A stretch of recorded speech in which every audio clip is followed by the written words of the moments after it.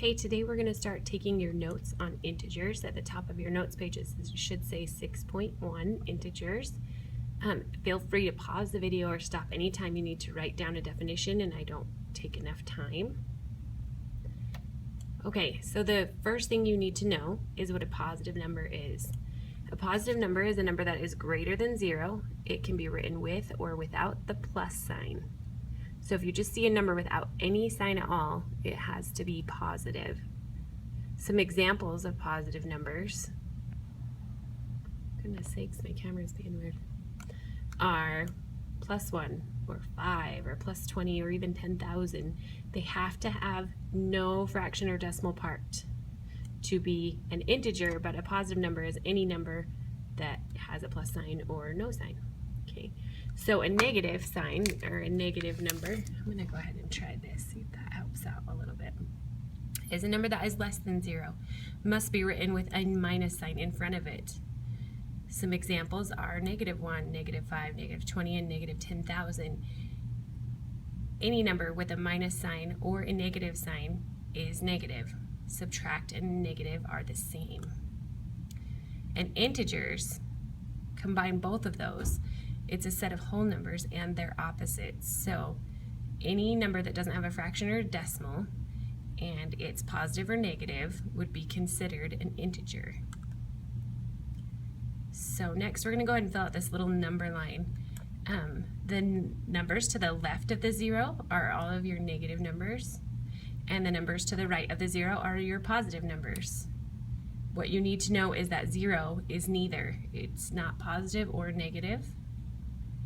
And numbers that are the same distance from 0 on different sides or opposite sides of the 0 are opposites. So the opposite of -4 is +4. If you folded the number line in half on 0, they would touch. They're exactly opposites. Don't get confused with inverse.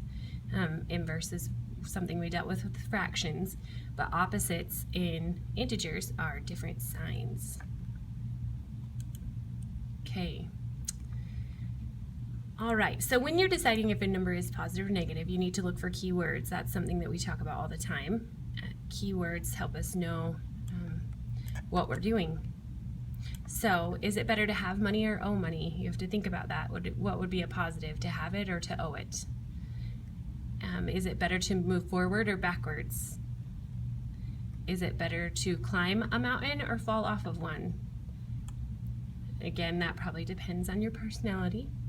Some words that mean positive numbers: up, save, forward, gain, earn, climb, above, over. You can probably think of some other ones that you might want to add to that list. Some words that mean negative: down, dive, spend, owe, debt, below, under. Go ahead and take a minute to write down these words. If you need, go ahead and pause the video.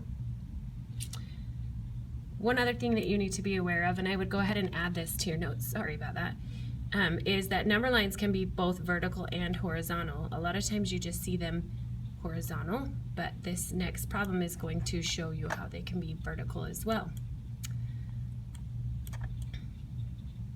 Okay, so this is a problem involving integers, and a vertical number line best displays this. You deliver flowers to an office building. You enter at ground level, go down 2 floors to make the first delivery, then you go up 7 floors to make the second delivery. Use a number line to model your movements. Okay, so the integers, or the numbers that are listed, this is 0, -2, and +7. So we start at 0, and then we go down 2 floors, and from that floor we go up 7. So we actually end on the 5th floor, because we were at -2, and then we went up 7.